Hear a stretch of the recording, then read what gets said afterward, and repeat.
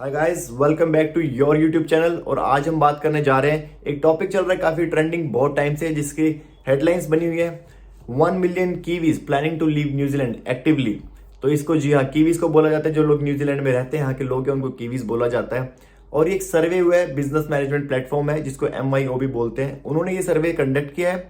अब उस सर्वे के अंदर जो बातें निकल के आई हैं, जो लोगों से उन्होंने एक्सपीरियंस पूछे और उन्होंने बताया कि वो लोग यहाँ से क्यों जाना चाहते हैं। तो यहाँ की न्यूज में NZ हेरल्ड में एक और आर्टिकल प्रिंट होता है जिसमें बताया जाता है कि New Zealand second worst country to live है। इसके बाद तो बहुत ही ज्यादा शोर शराबा हो गया, जबकि ऐसा नहीं है। न्यूजीलैंड हमेशा ही टॉप 5-10 कंट्रीज में रहता है और कभी नंबर 1 पे भी था भी 1-2 साल पहले। बट ये क्यों हुआ है? क्योंकि पूरे वर्ल्ड में जब सर्वे हुआ कि वहां के लोगों से पूछा गया कि आप कितना कमाते हो, आपकी लिविंग कॉस्ट कितनी है, उसके हिसाब से जो सबसे ज्यादा लोग परेशान है वो न्यूजीलैंड के लोग हैं। इसलिए 52 कंट्री के सर्वे में से 51 पे न्यूजीलैंड आया, क्योंकि यहाँ पे लिविंग कॉस्ट इतनी ज्यादा बढ़ गई है कि लोग परेशान हो चुके हैं। और इससे बाद एक और सर्वे होता है, इसीलिए सब कुछ आजकल न्यूज में आ रहा है, उसी पे हम बात करने जा रहे हैं। तो आगे बढ़ने से पहले आपकी जो लाल बटन है सब्सक्राइब का, इसको जरूर क्लिक करना, क्योंकि ज्यादा लोग सब्सक्राइब करते हैं तो मजा आता है वीडियोस बनाने के लिए और नए नए टॉपिक्स लाने के लिए। ठीक है, चलिए आगे चलते हैं। तो आप लोग भी सोच के हैरान होंगे कि यार न्यूजीलैंड इतना सुंदर देश है, इतनी ब्यूटीफुल कंट्री है, तो यहाँ के लोग न्यूजीलैंड को छोड़ के बाहर क्यों जाना चाहते हैं, जबकि पूरी दुनिया से लोग चाहते हैं कि हम न्यूजीलैंड में आके रहें। बट यहाँ के लोगों को ऐसी क्या प्रॉब्लम हो रही है कि वो यहाँ से बाहर जाना चाहते हैं?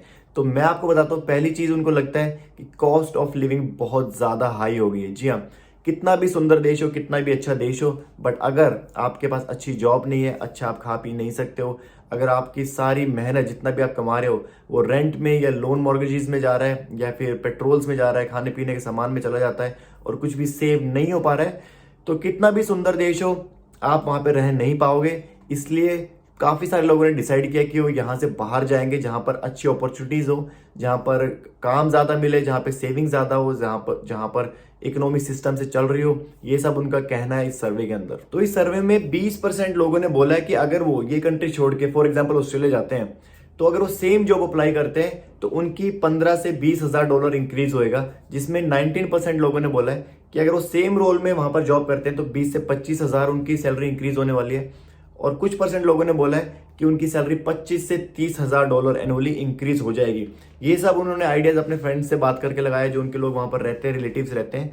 तो एटलीस्ट पर ईयर 20 से 30 हजार डॉलर का डिफरेंस आता है इंक्रीज ऑफ इनकम में, और डिक्रीज होएगा वहां पर काफी सारी लिविंग कॉस्ट सस्ती हैं। तो बहुत ज्यादा डिफरेंस है देखा जाए तो फिलहाल करंट सिचुएशंस को मद्देनजर रखते हुए। तो सबसे बात करने के बाद सर्वे में एक और बात सामने आती है, यहाँ का हेल्थ केयर सिस्टम। जी हाँ, लोगों का ये मानना है कि यहाँ का हेल्थ केयर सिस्टम उतना अच्छा नहीं है जितना अच्छा होना चाहिए। अगर कोई भी यहाँ पर इमरजेंसी में जाता है या फिर डॉक्टर्स की अपॉइंटमेंट लेता है, तो उनको पहली चीज तो इमरजेंसी में भी आधा पौना घंटा वेट करना पड़ता है, आप कितने भी क्रिटिकल हो। हाँ, ऑब्वियसली अगर मरने जैसी सिचुएशन है तो आपको उसी टाइम ट्रीट किया जाएगा, बट अदरवाइज कितने भी पेन में हो, कुछ भी हो, बोन टूट गई है, ब्लड निकल रहा है, आपको बहुत देर वेटिंग करनी पड़ती है, उसके बाद ही आपका नंबर आता है।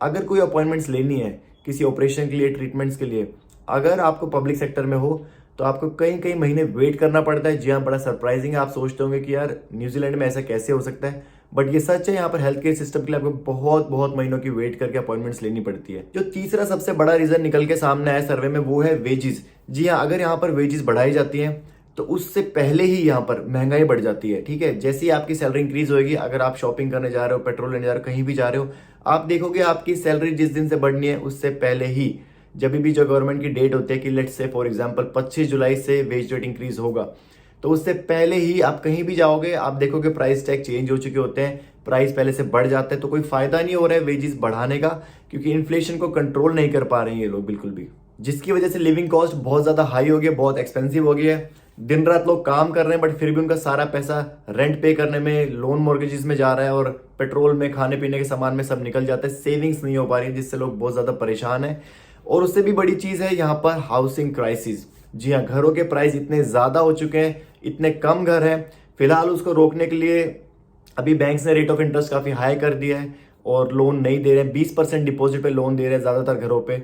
बट ये सब करने के बाद भी जो हाउसिंग प्राइसेस है वो बाकी आसपास के देशों के मुकाबले काफी ज्यादा महंगे। अगर आप वो ले भी लेते हो, आपको लोन मिल भी जाता है, तो आपका इंटरेस्ट रेट भी बहुत ज्यादा हाई होता है और आपकी रीपेमेंट्स पर वीक इतनी ज्यादा बनती है कि आपको बहुत ज्यादा काम करना पड़ता है। तो लोग सोच रहे हैं कि यहाँ पर इतना डबल रेट ऑफ इंटरेस्ट पे करने से, डबल महंगा घर खरीदने से अच्छा है कि हम किसी आसपास की कंट्री में जाते हैं और एटलीस्ट हाफ रेट का घर खरीदते हैं, आधा काम करना पड़ेगा जो रीपेमेंट्स के लिए, ईजी लाइफ होगी और अच्छे से घर में रह सकते हैं।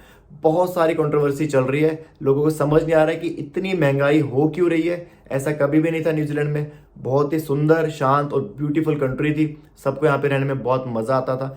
अभी भी लोगों को मजा आ रहा है, बट वो अपने फ्यूचर के बारे में सोचते हैं, तब वो प्लान करते हैं कि हमको छोड़ देना चाहिए।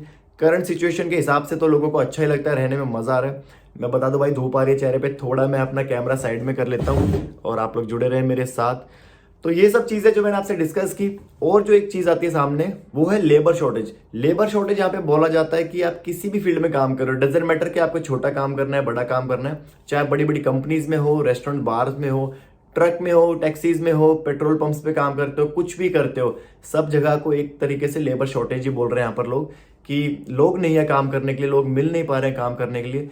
तो सबको लगा था कि जैसे ही बॉर्डर ओपन होंगे, बहुत सारे इंटरनेशनल स्टूडेंट्स आने वाले हैं और वहां से उनको वर्क वीजा मिलेगा और लोग काम करना शुरू करेंगे, प्रॉब्लम सॉल्व हो जाएगी।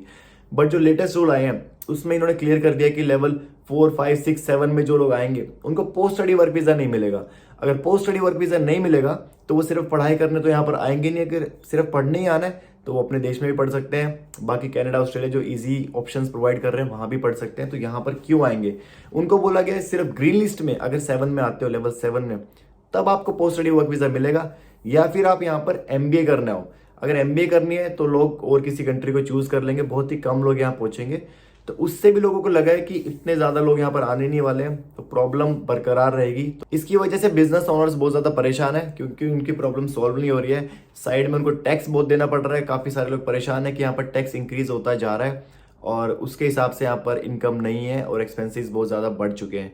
आप शॉक में चले जाएंगे ये जान के जब मैं आपको बताने जाऊंगा कि यहाँ पर क्राइम रेट बहुत ज्यादा हो रहा है। लोगों को लगता है कि न्यूजीलैंड बहुत ही शांत देश है, यहाँ पर तो ये गाय, भेड़, बकरी ये सब रहते हैं और पीसफुल कंट्री है, यहाँ पे क्राइम कैसे हो सकता है?